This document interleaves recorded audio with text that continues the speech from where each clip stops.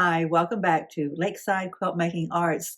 I am thrilled that you're here. And I am thrilled that I'm here. It's been one of those weekends where you feel like you're just kind of chasing your tail because you've got to move from one spot to the next to the next.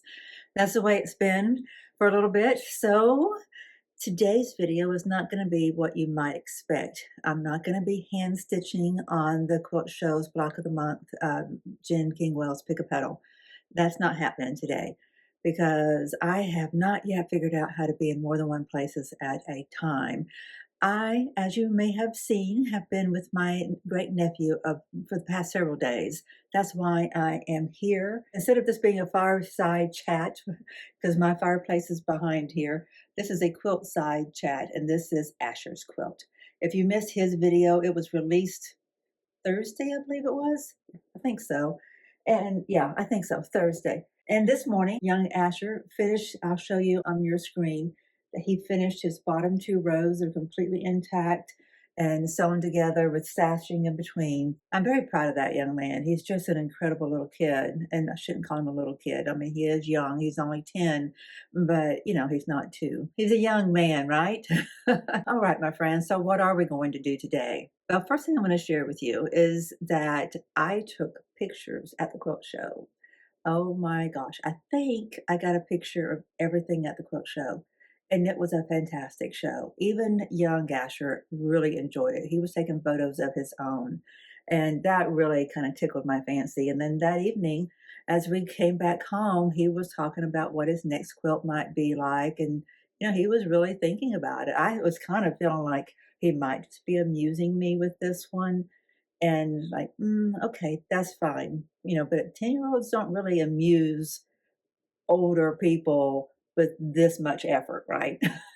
I think he's really into it. You know, he's just a contemplative kid. He's thinking and, you know, and he's just kind of a kid who beats to his own drum. He's just going to do whatever, you know, feels right for him. And I really applaud that. So he was a pleasure to have around, but I did have to take him home today, and he is back with his family. So I should get back to my regular hermit life as of tomorrow. I should be able to produce for you a typical block for the Blockheads Moda Monday that we do. And that's going to be even more interesting because something came in the mail yesterday. I got my shoreline fabrics from the Fat Quarter Shop. I'm so excited. They're beautiful. I cannot wait to open them up.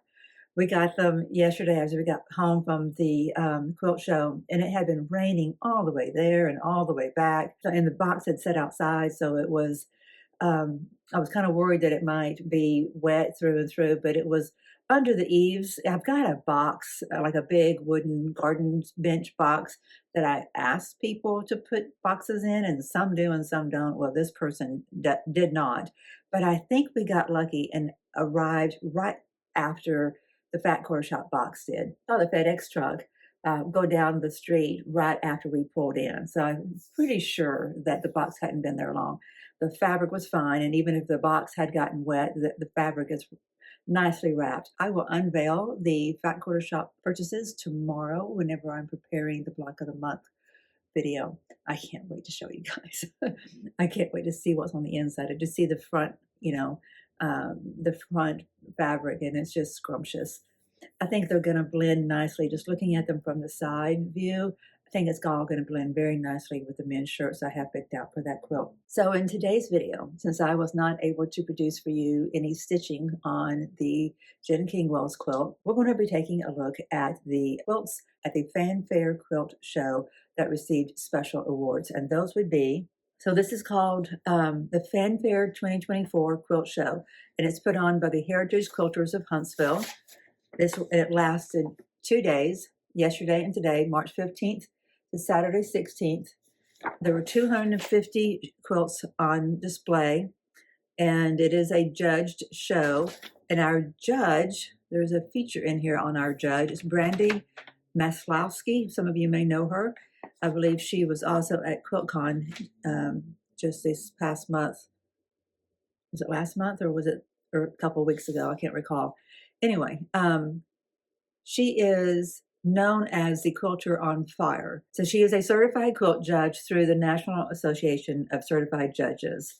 And I didn't realize that. I thought there were multiple judges in any kind of quilt show like this. I didn't realize there was one.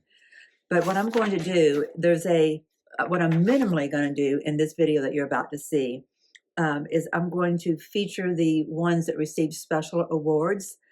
Now, when I'm taking pictures at this quilt show, I'm taking pictures as I'm going down the aisles. I'm not taking the pictures as I'm reading this and going out and seeking those and taking a picture in order. I believe I got pictures of everything and video of some of the quilts, and I should be able to find each of these because I took a picture of everything around, everything involving the quilt. And so I should be able to locate each of these, and I might even be able to pull together one of the other categories and show you the ones that won there as well. We'll see. I have to sit down at the computer and see what I can sort out. But if you want to stop now and take a look in the description of this video, you'll know exactly what I was able to accomplish inside the editing time.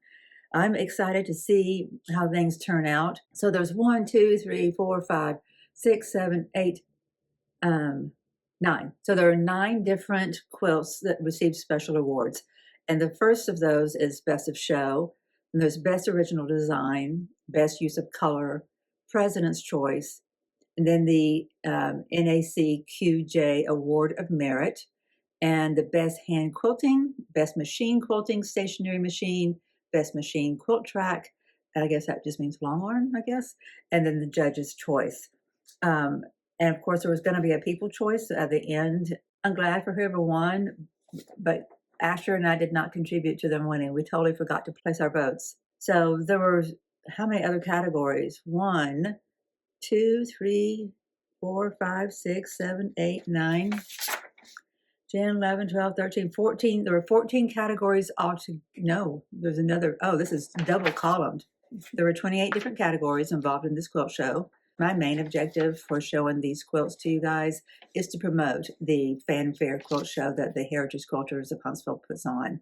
It was a lovely event. They did a great job. They filled up the South Hall of the Von Braun Center, and it was just a lovely affair. They did a great job, and it's very much worthy of you traveling to come and see. There's a lot to do in Huntsville.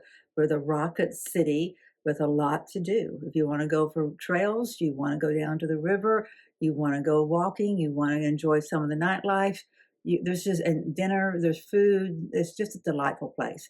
It is actually considered one of the best places, at times the best place in the nation to live. I can attest to that. I think Huntsville is a fantastic place. This quilt show is done every 2 years. So if you want to put another quilt show on your list to travel to, I highly recommend it. So with that, let's jump right into looking at the quilts. And please forgive me for not having any more piecing done on the quilt show's block of the month. I'm just one person. And I'm hoofing it. But I assume that my life will return to normal for at least for a few more days. I don't plan to have any more children in the home for a few days, not for another 2 weeks. And other activities are going to be much more short-lived, and so I won't be interrupting my programming or your programming. Enough excuses from me. I loved everything I've done today, but I do miss being with you guys, hand piecing with you on a Sunday. Please forgive me. And I hope maybe taking a look at all this eye candy, this quilty goodness eye candy, will help you to forgive me for that. We'll see you soon. I hope you enjoy taking a look at the quilts. I'll be narrating over them as I see fit, because I believe there's descriptions inside here for each of them. So bear with me as I do that. And if you have any questions about them, or if you want to leave comments below for the quilters, hopefully they will spot this video and they will see their quilt being honored and celebrated. So help me to celebrate them too. Leave them a comment if you don't mind. Tell them what you think about their quilts. Hopefully they will see it and feel special.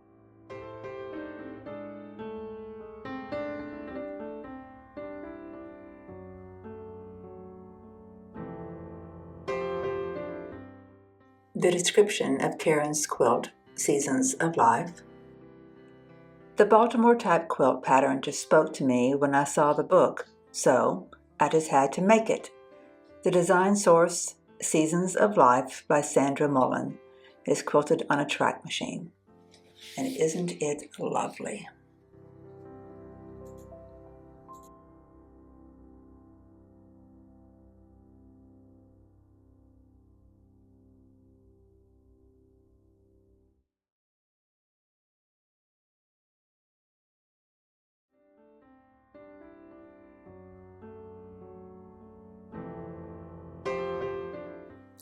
The description for Ben Darby's Cosmic Curves. This quilt was inspired by a panel in the iconic mosaic at First Baptist Church in Huntsville. While the central portion of the mosaic represents biblical imagery, the side panel suggests an influence from the city's ties to NASA and the space program, and is quilted on a stationary machine. I know that church, and I know my town, and I would say Ben did a fabulous job marrying the two things. This is a beautiful quilt.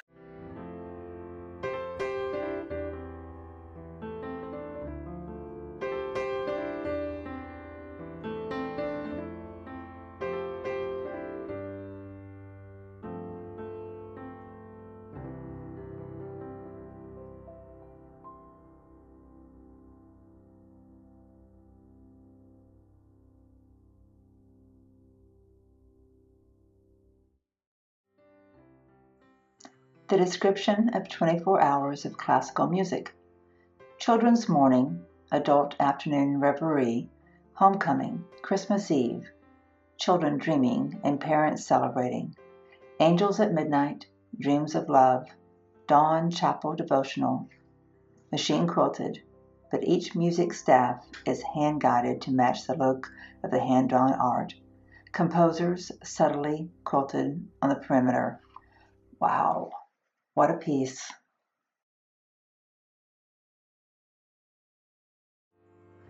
The description of Elaine Wick Poplin's Empty. Every artistic decision in this quilt was intentional. The pale gray of the names, the irregular stitching, the untrimmed thread tails, the exposed seams and unsewn pieces on the back, the frayed edges, the choices and treatment of binding fabrics, the missing letter centers, the sutures and red pearl cotton to sloppily hold things together. The day after the 2023 shooting at Covenant School in Nashville, I found the names and ages of all 175 innocent victims of every mass school shooting since Columbine, created the graphic, and had the fabric printed by Spoonflower. Red quilting, backing made of red solids, raw edges and sutured letters all reflect the sadness of mass school shootings. Quilted on a track machine.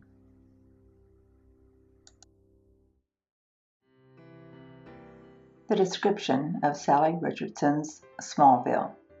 Smallville was a collaboration of B-squared quilters. It was created in monthly meetings at the Huntsville Public Library.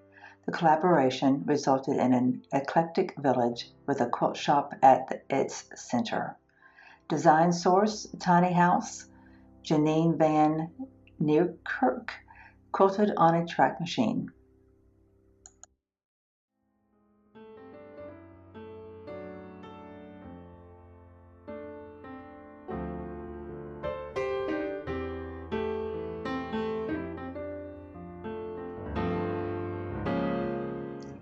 Judy Balance's Tea Party. Description. This quilt is a combination of wool and cotton machine applique. This quilt includes hand embroidery and embellishments that are an original design.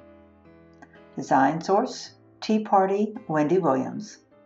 Quilted on a track machine.